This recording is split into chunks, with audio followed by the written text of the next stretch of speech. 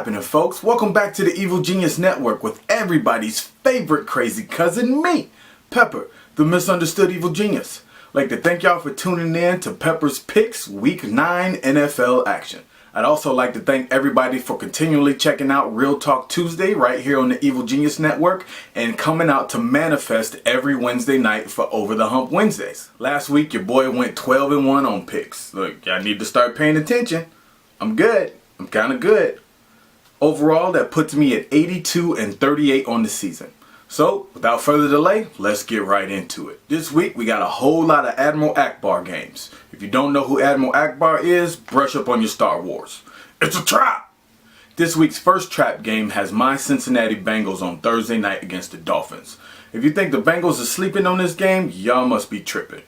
Ever since I called out Andy Dalton 3 weeks ago, he's averaged 340 yards and has scored 11 touchdowns. But I have a special message out to Andy Dalton. Step your game up, son. We are 3-2 in spite of you. Look, you've been playing pretty shitty this year, okay? Look, if we want to take this team to be an elite team in this league, you got to step your game up. We should be 5-0. Who dey all day, baby. Kansas City versus Buffalo. Kansas City is walking into a trap. Plain and simple. The Imperial forces, they got y'all numbered. Alright? Y'all been living on the edge all season, and Buffalo is a scrappy team. They're going to get you at home, and you're going to lose to a black guy named Thad. Atlanta versus Carolina. Carolina is not going to fall to the trap, even though this is a tough divisional game.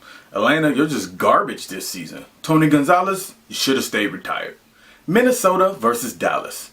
Minnesota, you just look pathetic. Y'all might as well just put AP out there and let him play with the Timberwolves. Y'all not a football team. It's ridiculous.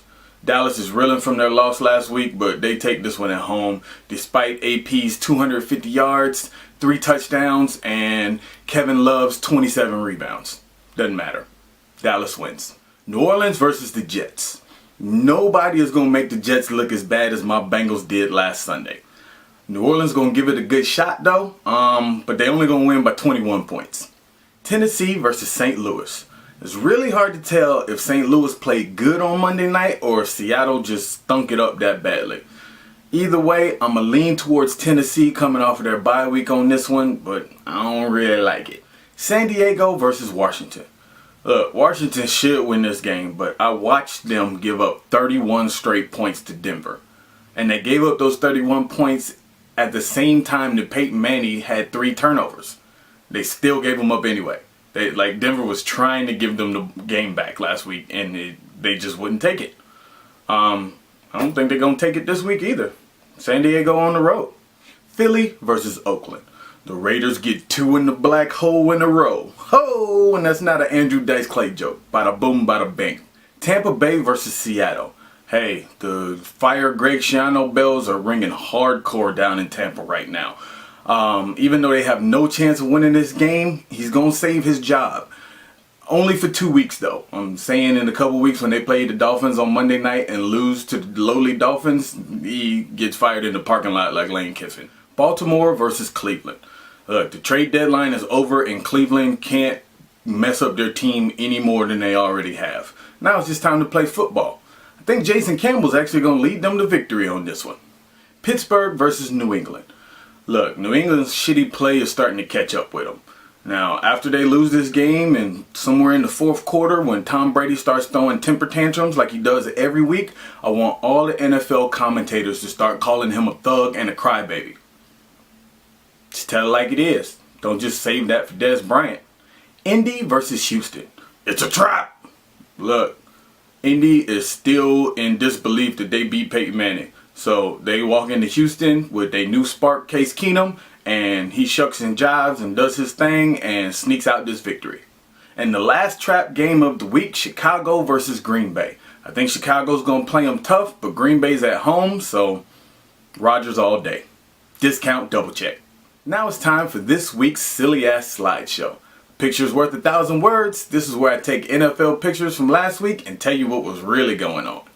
As a man, right off the bat, whoever took this first picture needs to win a Pulitzer.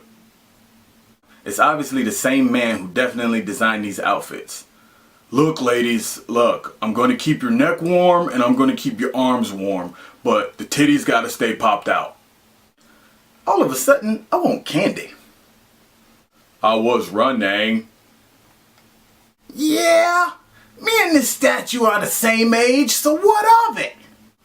I am Megatron. I've been waiting my whole life to wear this outfit. I trained for this. I was born for this. So I'm a Cardinals fan, but I don't want anybody to know who I am just in case we lose this game. But if we win, I'll take the mask off, I promise. Bro, I feel like my outfit may be racist, but at the same time, Daniel Snyder paid me to wear it, so I think I'm good. We are a family who dresses together and gets beat up together. But gosh darn it, we're still a family. I want some more candy. Thank y'all once again for tuning in to Pepper's Picks Week 9 NFL action. Make sure you hit like, share it with your friends. Just follow me on Instagram, follow me on Twitter. Hit me up. See you next week. Deuces!